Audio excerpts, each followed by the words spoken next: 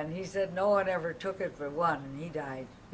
But anyhow, my father took a 6-week vacation, and they just took us on a long trip around through down south through southeast United States, up along the coast.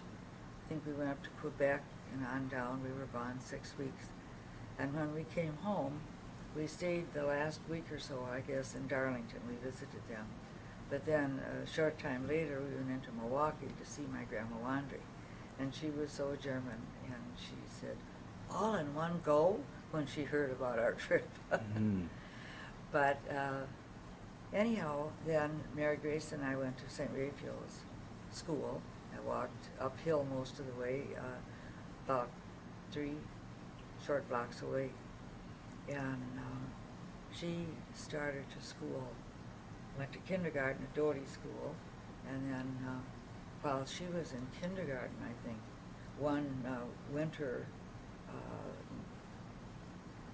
weekend that was really balmy and nice, they decided that they would drive down to Monchess, Wisconsin, which was where Father Albert had his parish, St. John's Parish, and my grandma kept house for him.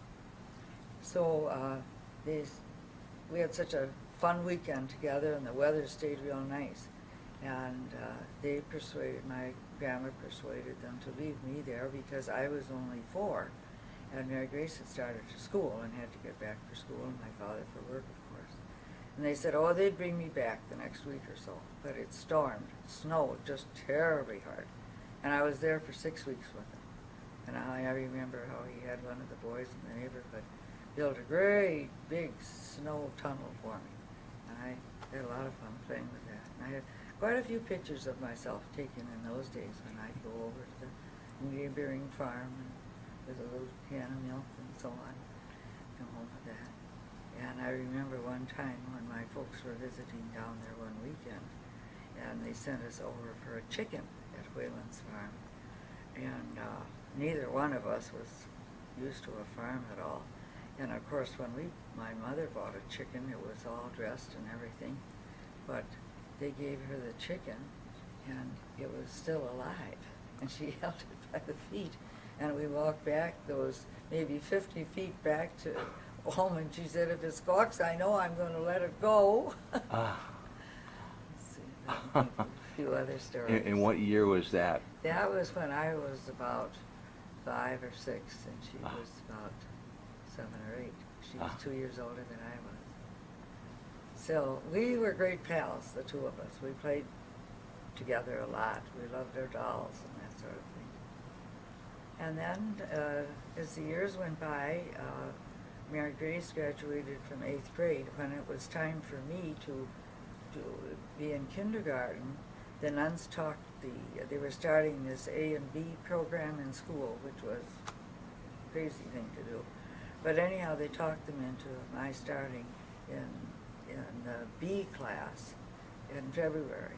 So that all the way through grade school and all the way through high school, that was a nuisance to have that smaller class.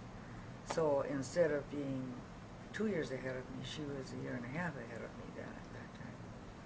So then when I was ready to graduate from high school, I was 16 and decided that I would try to get my subjects combined so that I could graduate in June and be ready to start college when I was through in June, by September. So then we were just a year apart, and she was, at that time, she was in Edgewood College, and I was starting to Edgewood College when I was only 16. So I was 17 not long after that. But we mentioned Marie Himley a short time ago. Now, she was a good friend of mine during those years in high school and college. Then, when Mary Grace finished Edgewood College, she went on to the University of Wisconsin, majored in English and history, and got her teaching degree. And she said to me, oh, I couldn't possibly teach. I don't know why she took out her teacher's degree then. But so anyhow, by then, she had met Tom. I think when she was about a junior, and he was in my class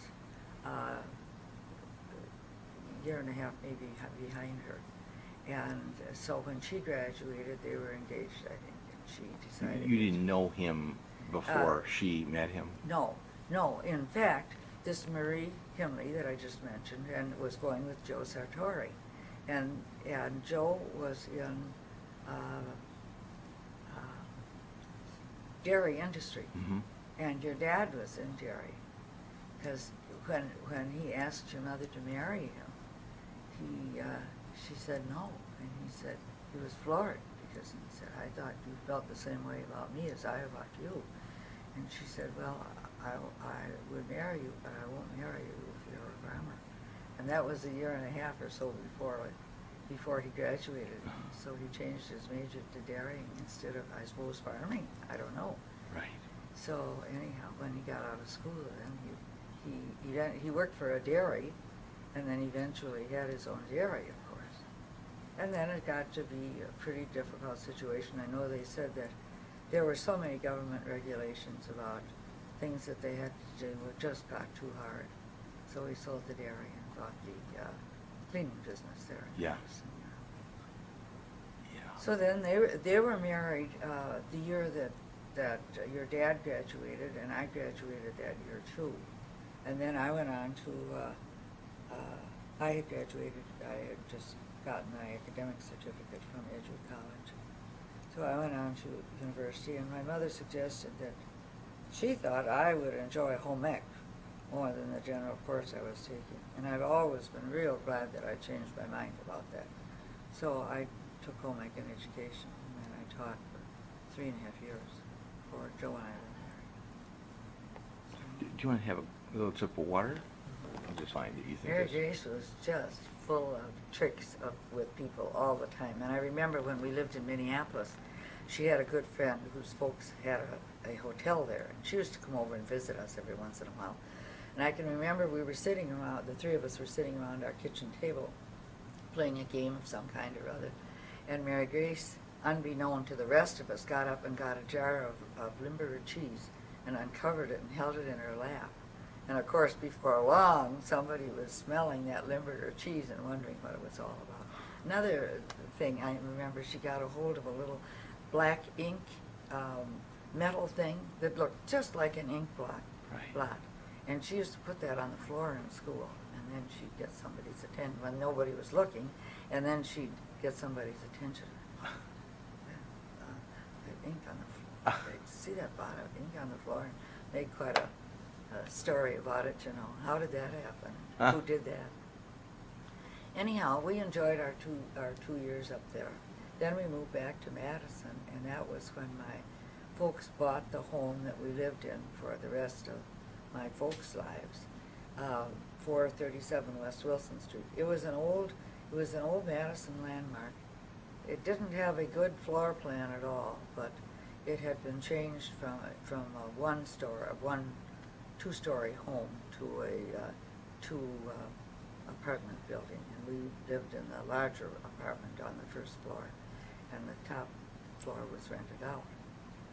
And a retired teacher and her father had been living there for years, and they had to ask him to leave when Father James Nevin said he was retiring from Darlington after 25 years or so, and said that he'd like to live with us. And I think it was pretty generous of my folks. They knew their good nature about things, and they agreed to the fact that he would live there, you know. So he moved in with us, and Mary Grace and Tom were married. I kind of think maybe while Miss Zimmerman lived upstairs. And then she and your dad lived in near Milwaukee, you know, at Kewaskum at first. And then they lived around West Bend quite a while.